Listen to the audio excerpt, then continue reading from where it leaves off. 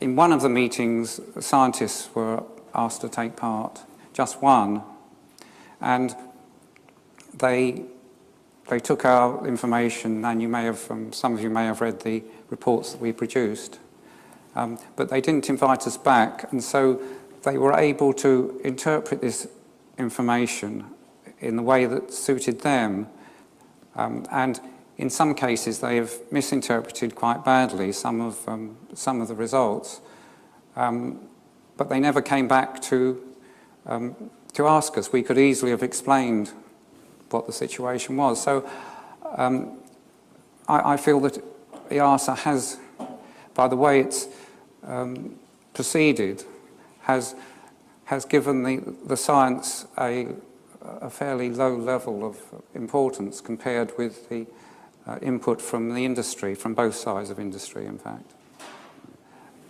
However, I don't think that they have taken enough attention to the evidence that is out there, and I think as a result, and it is with regret that I have to say that I don't think that the current regulations provide quite enough protection for against aircrew fatigue. My concern is that the regulations as they stand set a standard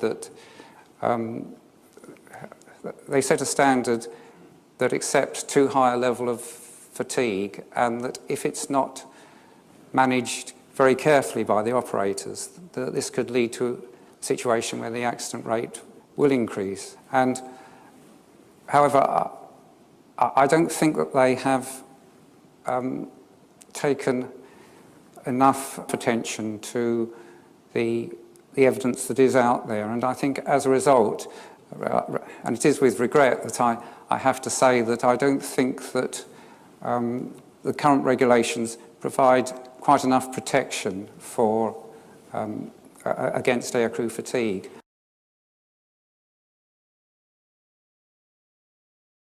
In an EASA-commissioned study, 10 highly renowned scientists came to a complete different conclusion than the agency itself. EASA is planning a daytime duty limit of 16 hours, but the experts caution the maximum should be 13 hours. The EU currently allows 11 hours 45 minutes at nighttime. According to the study, 10 hours should not be exceeded.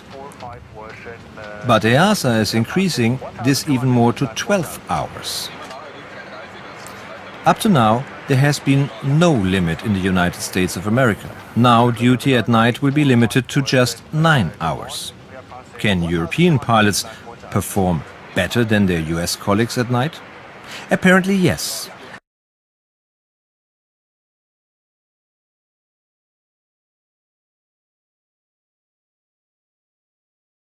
Pour ce qui est de l'expert d'alerte, nous allons écouter donc ce Dr Gundel, qui est représentant de l'Institut de sciences. Monsieur le Président, Mesdames, Messieurs, moi je vais me limiter à 4 points. Tout d'abord, je vais prendre le point de vue des experts. Ensuite, la réflexion sur un certain nombre de données scientifiques. Et pour terminer, je voudrais parler de la fatigue et de la gestion risque-fatigue. La participation des scientifiques, les chronobiologues, les spécialistes du sommeil s'est faite en 2 phases, en 2008 et en 2011. Tout d'abord, il y a eu le rapport Möbius où 10 scientifiques européens ont répondu à des questions spécifiques de l'EASA. Le rapport n'a pas eu de conséquences et il n'y a pas non plus un dialogue entre les scientifiques. Deuxième phase, là, 3 experts scientifiques indépendants ont répondu aux questions de l'EASA et l'évaluation a été très importante du point de vue scientifique. Ensuite, il y a eu des discussions avec les groupes consultatifs et en accord avec l'EASA, un document a été présenté et ensuite il n'y a pas eu de contact supplémentaire entre l'EASA et les experts scientifiques. L'EASA a négligé ces évaluations scientifiques de différentes sources. Je voudrais maintenant parler de 2 normes de sécurité. Les vols de nuit entraînent plus de fatigue. C'est pourquoi les scientifiques estiment qu'une limite maximale, que les vols entre 17 heures et 5 heures du matin devraient être limités à 10 heures, alors que l'EASA avait proposé 11 heures. De 10 heures, cela se repose sur une évaluation faite par le centre allemand de l'aérospatiale et si vous adoptez la proposition actuelle, vous allez contre l'avis des experts scientifiques. Autre réflexion concerne une question qui est peut-être un peu plus complexe. Augmentation de l'équipage, par exemple, des vols avec 3 pilotes. Condition, c'est que les pilotes aient l'occasion, pendant le vol, de prendre des instants de repos et de dormir, donc. Les études ont montré que l'utilisation est possible si les pilotes peuvent récupérer 25% du temps de fatigue. Sans faire des calculs, ceci entraînerait une augmentation du temps de vol d'à peu près 3 heures, ce qui signifierait que cela ferait 11 heures plus 3 heures la nuit et 13 plus 3 le jour. Ceci prévoit donc à ce moment-là, cela ferait un temps de vol de 16 heures et il n'y a pas de base scientifique à cela. Ces extensions très importantes aura comme conséquence que certains avions vont devoir être transformés. Je voudrais maintenant en venir au dernier point. Gestion risque lié à la fatigue. Aujourd'hui, tout le monde est préoccupé que la gestion risque-fatigue entraîne plus de sécurité. Il est indispensable qu'il y ait une formation, mais on constate que ceci est indispensable. Il n'y a que certaines situations spécifiques qui entraînent cette gestion. Et d'ailleurs, tous les risques de danger doivent être pris en considération, essentiellement le risque de fatigue des pilotes. Merci. Monsieur Gundel, vous avez 3 minutes aussi. Merci. La première question concerne la gestion fatigue-risque.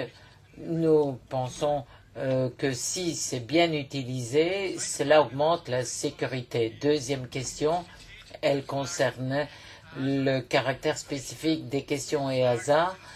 Ces questions ont été publiées, ont été reprises dans le rapport Meuble. Vous pouvez avoir ces rapports. Nous nous sommes posé la question de savoir pourquoi ces questions n'ont pas reçu de réponse. Par ailleurs, M. Grosch voulait savoir comment on peut comparer les études. Je voudrais dire entre 58 et 59, un certain nombre d'études ont été faites. Le Japon y a participé et en fait, en 95, nous étions déjà certains du fait qu'il fallait se limiter à 10 heures. Et après 95, un certain nombre d'études ont été réalisés et tout ceci a été ridiculisé par EASA. La santé au moment de la prise de fonction, s'ils pensent qu'ils ne sont pas bien, ils doivent le signaler. C'est très important dans la gestion risque-fatigue. Il y avait une autre question d'un député italien sur le temps de repos pendant le vol. Non, ce n'est pas un temps de repos, c'est du temps de service. Maintenant, la question, votre question, Monsieur le Président. Mon éducation ne me permet pas de répondre à ce type de questions. J'effraierais peut-être un certain nombre de personnes. C'est suggestif. Oui. Trop suggestif. Kann ich nur sagen, okay, die EASA.